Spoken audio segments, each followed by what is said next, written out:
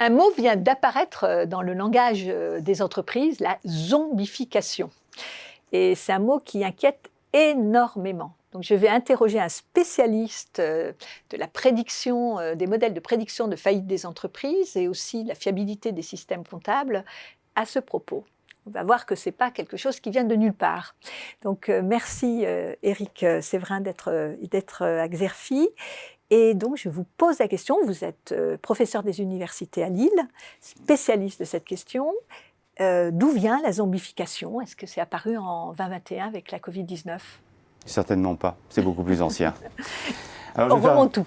Oui. Alors, je vais d'abord faire un petit détour par la dette. La dette française était à 100% de son PIB, on pense que ça à 120% et on nous prédit les pires choses. Il faut remettre ça au niveau historique. La dette française est montée beaucoup plus haut. Après-guerre, en 1945, elle était montée à 200%. Bien. L'État français a déjà fait défaut. Hélas, au moment de la Révolution, on a payé en assignat sans valeur la dette, c'est la banqueroute des 2/3. Alors, la dette, c'est aussi la dette des entreprises. Et souvent, on signifie la dette des entreprises à travers le mot zombification. Alors, peut-être nous redire ce que c'est qu'une entreprise zombie ou zombifiée? Alors, une entreprise zombie, ça nous vient du Japon. D'accord. Alors, ça nous vient des années 80 où, pour relancer l'économie, les banques japonaises ont injecté dans l'économie, dans les entreprises, de l'argent à un taux qui ne représentait pas le risque-prix. Donc, c'était des crédits subventionnés et donc les entreprises vivaient sous pompe à oxygène. Ce qui se passe actuellement depuis 9 mois, 10 mois. Exactement.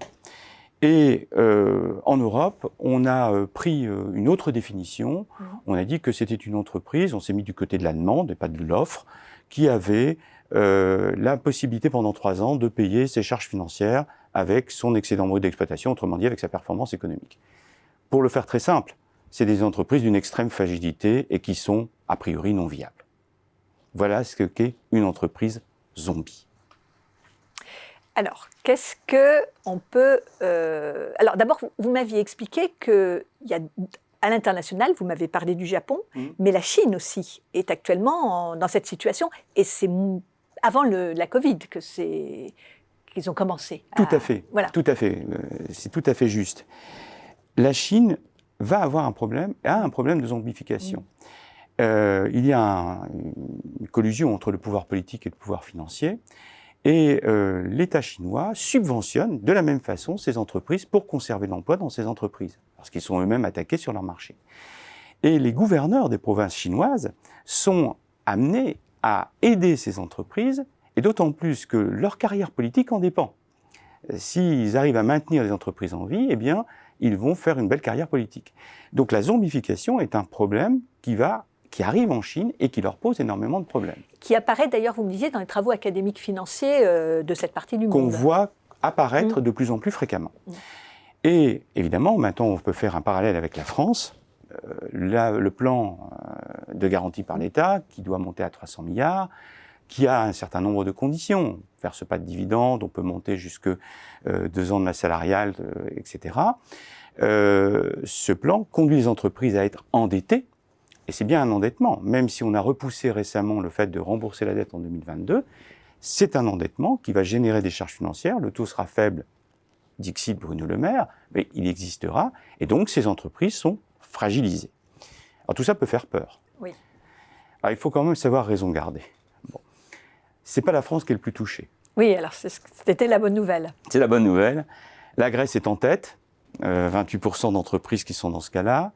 L'Italie, 19%, l'Espagne, 16%, la France, 5,6%. Ce sont les dernières études. Donc, c'est un phénomène qui était relativement marginal. Donc, peut-être qu'on peut vivre avec, mais en tout cas, c'est un phénomène qui existe et qui a tendance à se développer. Et alors, vous me disiez, avec des effets qui peuvent être des effets, des dégâts collatéraux, de contagion, par exemple.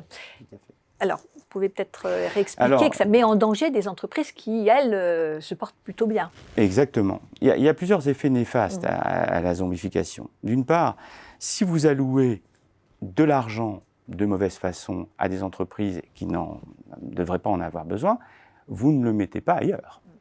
Et donc, le principe de l'efficience fait que des entreprises innovantes, qui pourraient justement développer des brevets, etc., et créer de l'emploi, ne pourraient pas le faire. Ça, c'est le premier point.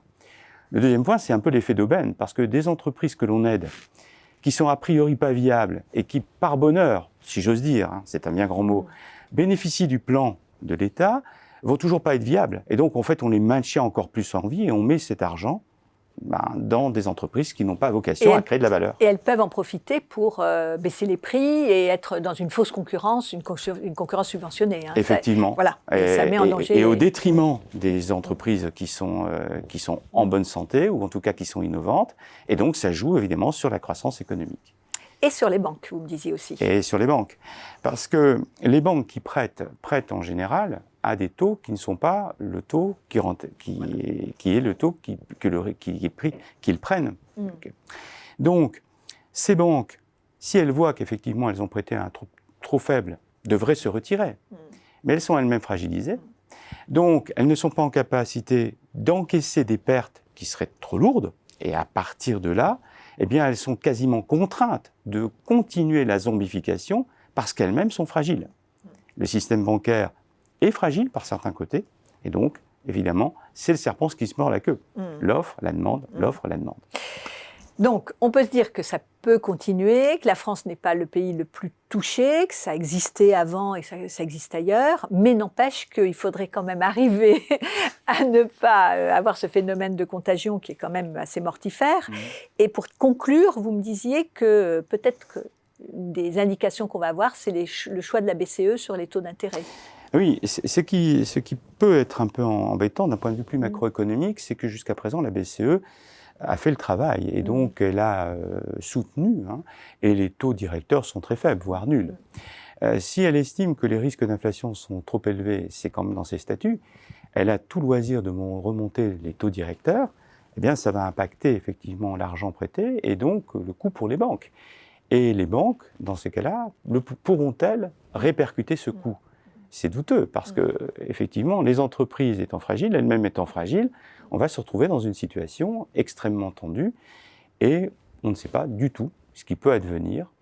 Mais pour l'instant, heureusement, les taux des directeurs sont quasiment nuls. Voilà. Donc on est un peu dans un moment de congélation de l'économie, c'est ça ? On pourrait dire. Nous sommes sous cloche. Voilà, sous cloche. Nous sommes sous cloche.